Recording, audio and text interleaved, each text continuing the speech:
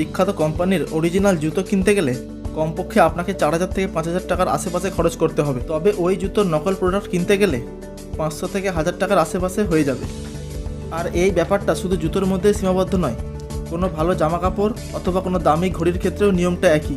কখনো ভেবে দেখেছেন কি, এই যে বড় বড় বিখ্যাত কোম্পানিগুলি, যাদের টাকার কোনো অভাব নেই, তাদের কাছে বড় বড় আইনজীবীরাও রয়েছে, তাহলে এই কোম্পানিগুলি নিজেদের নকল প্রোডাক্ট বাজারে বিক্রি হতে দিচ্ছে কেন?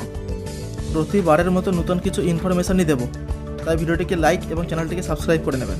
তো অবাক লাগলেও আসলেই এই বড় বড় কোম্পানিগুলি নিজেদের নকল প্রোডাক্ট বন্ধ হোক সেটা চায় না। বাস্তবে যারা কম টাকায় নাইকি, অ্যাডিডাস অথবা পুমার নকল জুতো কিনছে, আসলেই সেগুলি তাদের গ্রাহক বা কাস্টমার নয়। তবে এই 500 টাকায় নকল জুতো পরা মানুষটা যদি কোনোদিন ধনী ব্যক্তি হয়ে যায়, তখন সে ওই কোম্পানির আসল জুতো অবশ্যই কিনবে।